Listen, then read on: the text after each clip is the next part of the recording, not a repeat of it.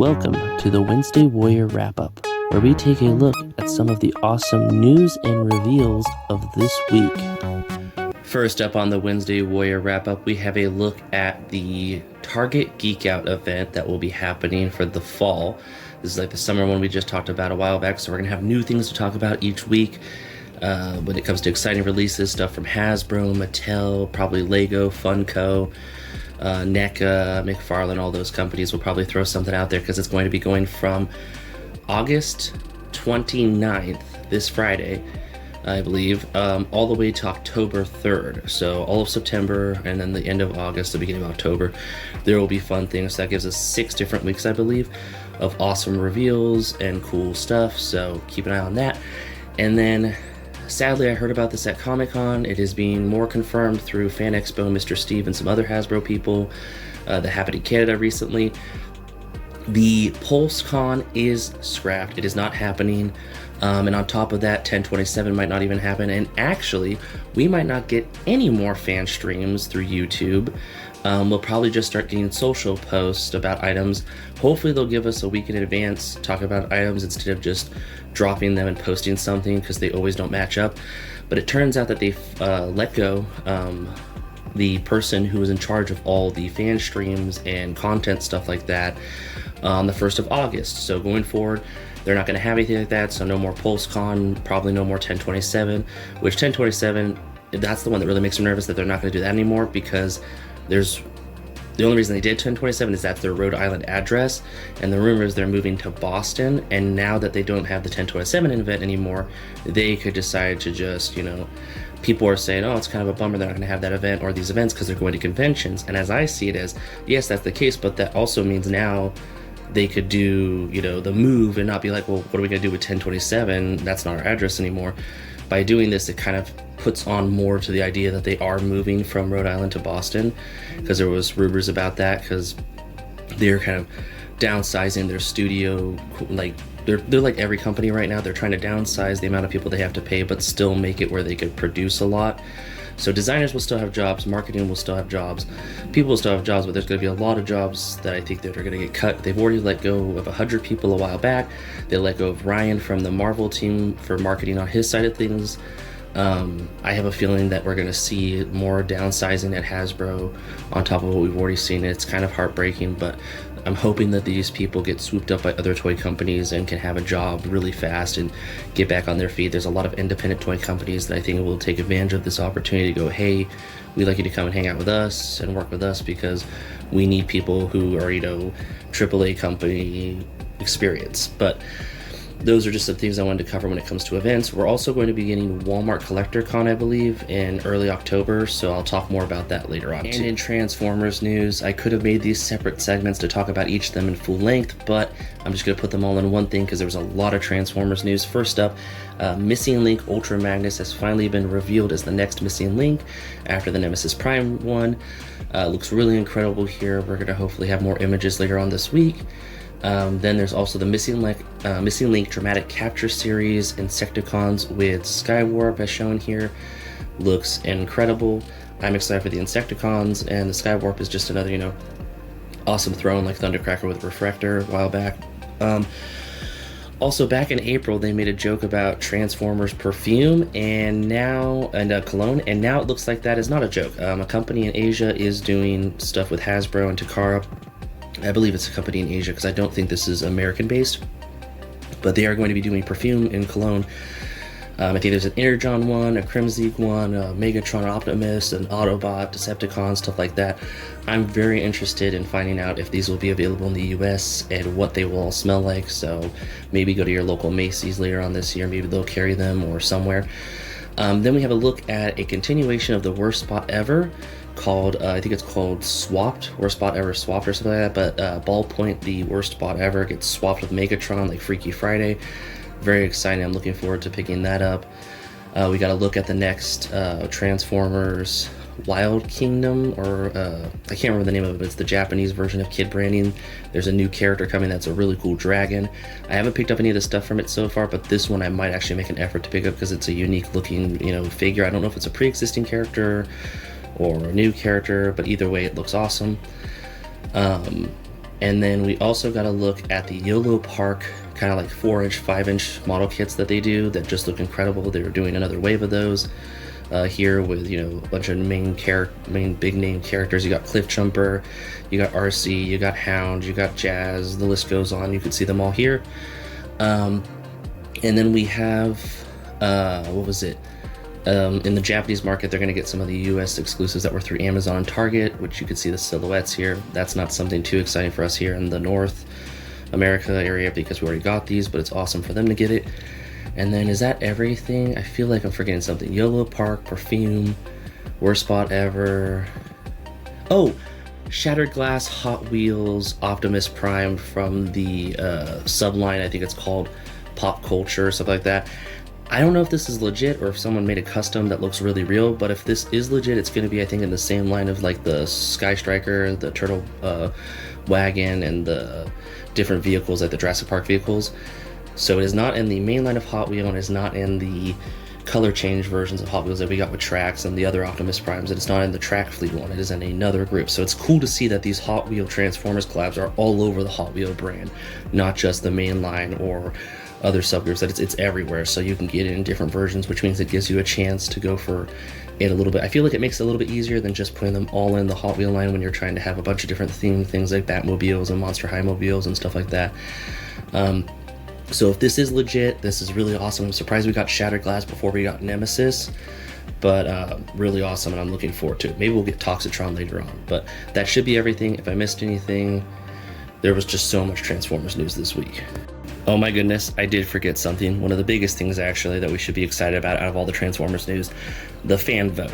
So this is another little part of the same clip, but yes, Shockwave won, we knew that. Then the next category was what was going to be picked, and Wildcard almost won, but then Wildcard almost won, but then C came out of nowhere. Land, unfortunately, and Air were just, I think they only had like 2%, 3% on both of them, but it was between Creature and Wildcard, and Creature won.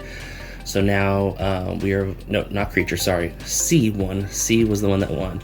I'm getting ahead of myself. Now it's down to Hoverboat, Speedboat, Submarine, and Creature. That's why I kept saying Creature.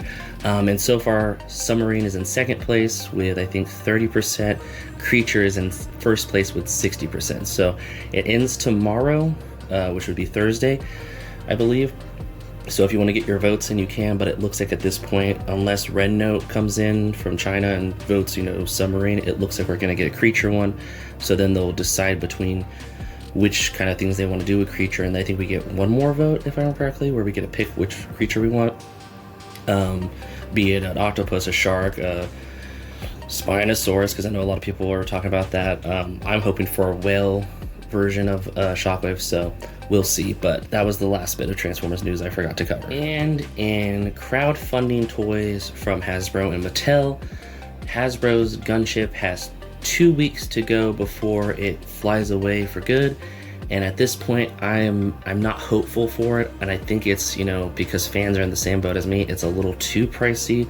And if we fund this and it succeeds, what do they do next? Do they raise it more? Do they make Black Series ones that cost $600 or $800? So I feel like a lot of people are kind of like not, and the tiers aren't that exciting. But I don't know, Snowcat was lingering for a while, finally got funded a week beforehand, and then all the tiers got unlocked on like the last 2 or 3 days. So the same situation could happen here, time will only tell. And then on the Motu side of things, the Snake Lair, I believe it is, funded finally. So that's awesome, so that will be made, and now they're just trying to get the other tiers, and I think they increased it to September, like early September. It was originally supposed to stop, I think, this week, but then they pushed it to early September to give people a chance to unlock those other tiers. But that is where we are on those two crowdfunders. And in more Star Wars news, the Star Wars brand was shown off at Fan Expo, and it had some items shown in Canada that would be going up for pre-order this week, and they did.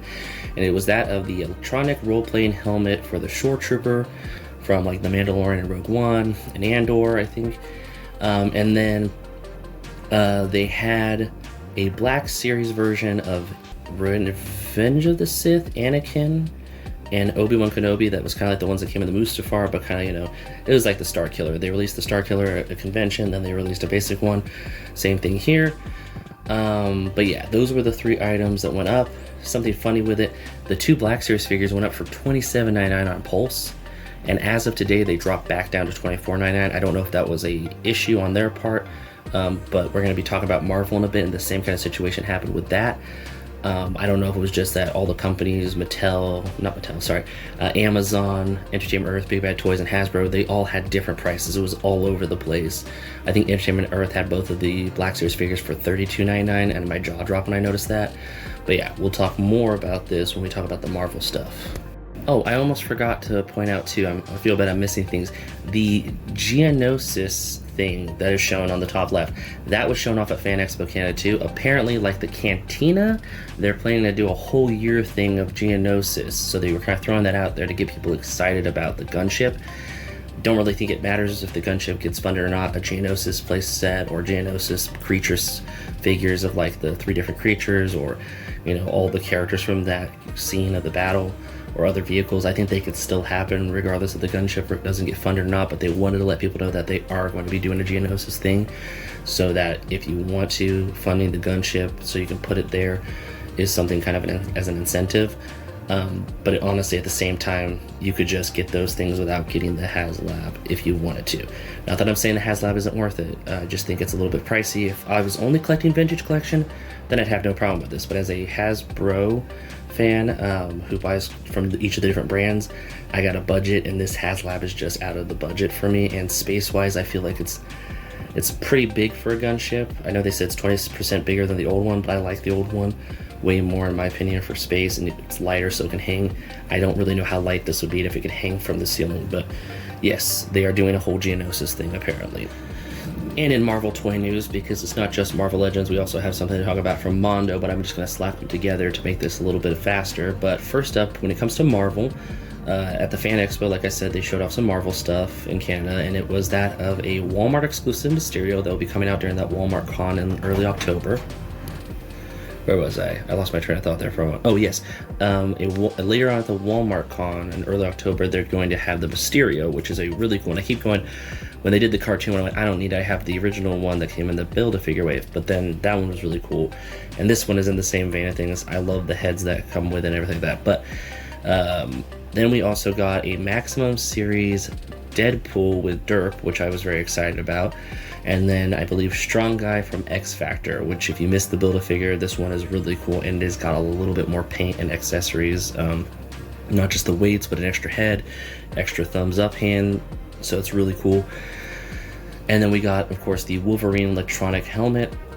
So each toy, I feel like each brand of the two got a figure role play. But yes, on the note of the Hasbro Pulse releases for both these, the Strongman was $39.99 originally planned, and then the Deadpool was $49.99 like the Spider-Man. But for some reason, Hasbro put it up for $47.99, and the Strongman, no, it was $57.99 for the Deadpool, and Strongman was $43.99. So there was some weird price things there, but then Amazon had them all for the regular, original plan prices. So I don't know what was going on there, but it was odd. And then on the Mondo side of things, and the X-Men 97 stuff / X-Men 90s stuff in general, they are doing Mysterio, not Mysterio, Mr. Sinister. I was talking about Mysterio earlier, I'm like, why? Mr. Sinister, and of course it comes with all kinds of cool accessories, and I believe a little button. I don't know if they've all come with buttons, and I never noticed that before, but it's a little enamel button, I think. I could be wrong, maybe it's something separate that they're just advertising, but yeah, lots of cool stuff from Marvel when it comes to pre-orders that are up right now, which everything I talk about today, if it's available, will be in the link in the description down below. And like I said, Hasbro did change the prices back, so if you want to get that Strong Guy or the Deadpool, you can get them for the price that Amazon had them for, because I know like the Star Wars Black Series stuff sold on Amazon really fast, the Anakin especially, because it was $24.99, and now Hasbro has it for $24.99, so I'm curious to go back in my order and see if they adjusted the prices, or if I'll have to cancel and reorder on Hasbro, or just go with Amazon. But it's very interesting. But yeah, lots of cool stuff in the Marvel side of things. And I know I tried to keep all the Marvel stuff in one video, like the Transformers stuff segment, but this had to get its own segment because it's that of the Spider-Man S.H.Figuarts Gamerverse version. So this is the Capcom Spider-Man. figure, and it just looks really awesome. I didn't care for the Cyclops because I liked the 97 one, and I know I have Maximum Series Spider-Man that would work just as well for Capcom and Marvel, but this one is just really awesome looking. It goes up for pre-order on August 28th. That's tomorrow, Thursday. So if you want to get it, should go live on BBTS, possibly Entertainment Earth. I believe you can get it through Hobbyland Japan and other places later in the night before the next day, you know, because they pre-order different windows. But yeah, it's just really cool. I love the Spidey Sense effect, the web shield, all the different, you know, effects and, you know, accessories and stuff, and the little backdrops like they did with Cyclops. It's just really awesome. So I wanted to cover it real fast here and show it off because I think it's really awesome. And it's something that I might decide to get depending on what the price is. I think the Cyclops though was, you know, close to 100, so I'll probably skip it even though it's really cool looking, but I do love my Spider-Mans, and this one looks really nice. And in McFarlane toy news, we have 3 exciting items to talk about. First up is the DC Rebirth Batman and Batmobile that went live on McFarlane.com. You could get both of them together. Makes the Batman almost like $9, I think, because it's 100 for the vehicle and 26 for the Batman, and it's like $109 for both, so it's a really good deal if you want to get both at once to have on display. Both look incredible. It's always fun to see all the different Batmobiles coming out. I feel like the last couple of weeks has been Batmobile mania, both with Hot Wheels and action figures and stuff like that. And then we also have a look at something very interesting. Destination D23, which is the Disney fan group, got an exclusive gold version of the Spider-Man from the McFarlane statue series of Marvel, and it looks really nice, but you have to be a Destination D23 member to get it. But yeah, I don't know if this is available now or if it was through a package that they sent you with their, you know, other stuff, because I know that I was a D23 member or am a D23 member thanks to you know, having that membership for a while. I don't know if it was something I could get, but I'm definitely going to look into it because that's kind of interesting. I, for one, don't collect too many of these statues, but it is definitely something interesting. I feel like I haven't seen anyone talk about them outside of McFarlane talking about it. I don't know when the pre-order date is or any of that stuff, but I just wanted to talk about it here real fast. I was really more excited about the Batman stuff, but this is really cool and it caught my eye. And I like how it has like gold accents instead of, you know, the basic version that already came out. And in some really fun Lego news, Lego just announced a new Pirates of the Caribbean Curse of the Black Pearl pirate ship Lego set. So it's going to be from the Pirates of the Caribbean and is that of the Black Pearl pretty much. It comes with quite a few minifigures from Jack Sparrow to the rest of the cast and some side characters who of course are, you know, memorable, lovable characters. This set is, you know, pricey. It is a full-on pirate ship set, so it's about $300+, and it will be going live later in September. If you want to get it from the Lego store, I am definitely going to have to pass on this one, but it looks really cool. I don't remember, I think they had a Black Pearl before, but this one's supposed to be the more to scale and has like more accessories and stuff like that and pieces and things. You can see the parts counts and the minifigure count there. But yeah, really cool set. I'm sure that if there's a Lego fan out there who's a big Pirates of the Caribbean fan, this is definitely a set for you. And Boss Fight Studios, who are the ones who make the Epic Hacks and the Hacks ones, which are, you know, a bunch of different characters. I think they did a Red Sonja. They've done, you know, different kind of characters and stuff like that in this 1/12 scale, you know, stuff. But they just announced they are going to be doing Hellboy figures based off of more of the comic art style. And of course you have Hellboy and 2 other characters here that I feel bad I don't know the name of, but I just thought these looked really cool and wanted to cover them here.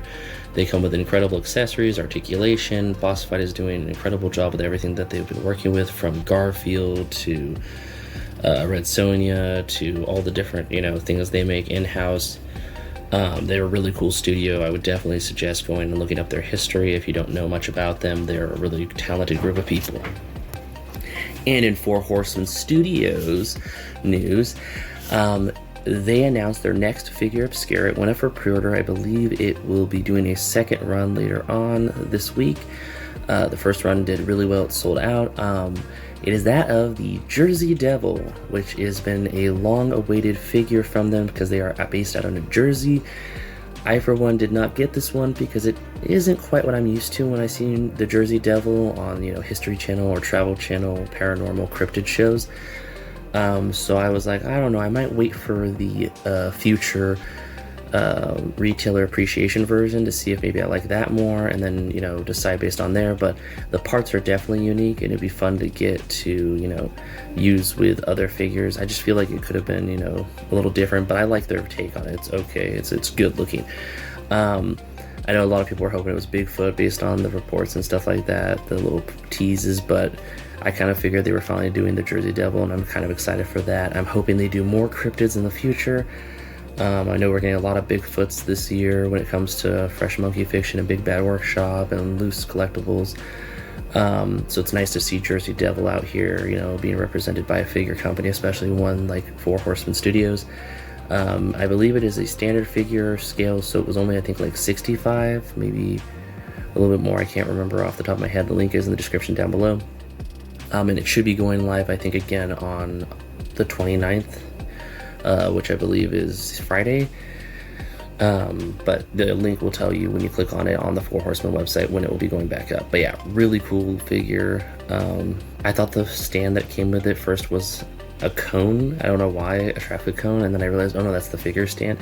That was the one thing that caught me off guard. The packaging looks incredible, like always. It's very hard to throw away Four Horsemen packaging after opening the toys because they always look so interesting, especially the figure obscure ones.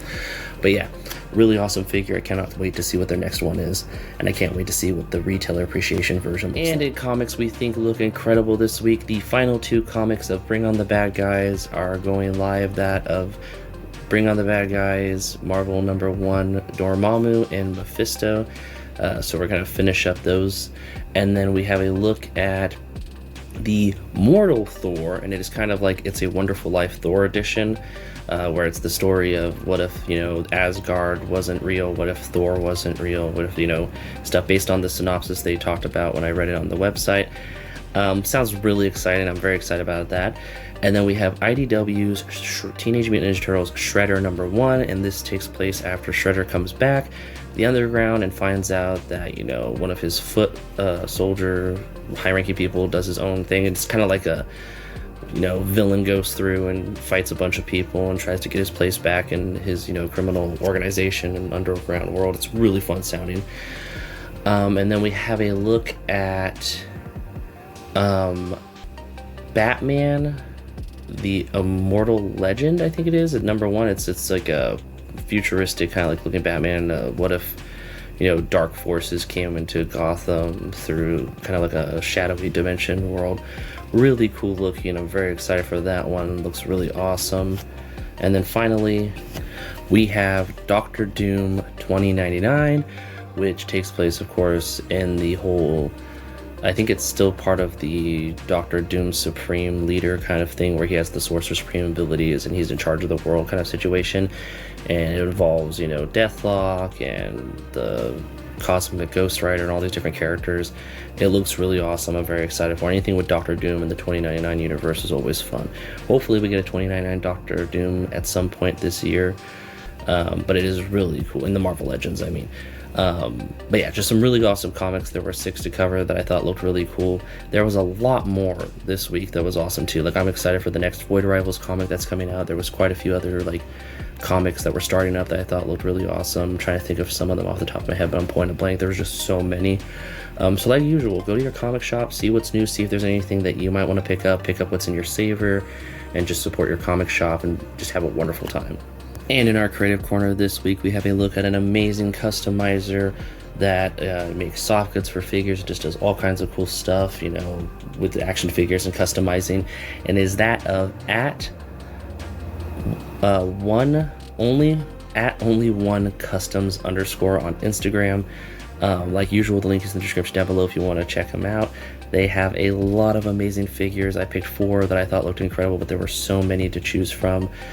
They have DC, Marvel, cartoon stuff like Adventure Time, video game stuff like this really awesome Link from Legend of Zelda over here. There was an Invincible custom they did that I thought was really awesome with soft goods. And then there was this really cool Ghost Rider they did that was almost like a what if McFarlane did a Ghost Rider kind of feel with the articulation, the look. It's just really awesome. I love the design. and the bike is incredible. And then of course they have Move Over Marvel Legends with your Magic the Gathering Battle Damaged Peter Parker Spider-Man. This one is amazing with soft goods. It just looks incredible. I'm not saying the Marvel Legends one is not good, but this one is really great. Like if you were a Mezco fan, this is kind of what I'd hope from Mezco when it comes to their figures if they did a Battle Damaged Spider-Man. But really amazing work. Go support them if you like custom figures, if you want some, inspiration for, your own custom figures, and just, see what they got going on there. They have lots of, I think most of their posts are video reels, so you get like some music behind it if you have the audio on, so just be prepared for that. And there's just all kinds of amazing figures. They show like some of the process of some of them they did, the different, part swapping and kit bashing. Just really awesome, solid stuff. So like always, check them out, share it with your friends that might be interested in it, give them the likes, give them the, support, and have a wonderful time. And that about wraps it up. Thanks for stopping by. If you have any comments, leave them in the comment section. If you're feeling generous, share it. And thank you so much for watching. Till next time, bye.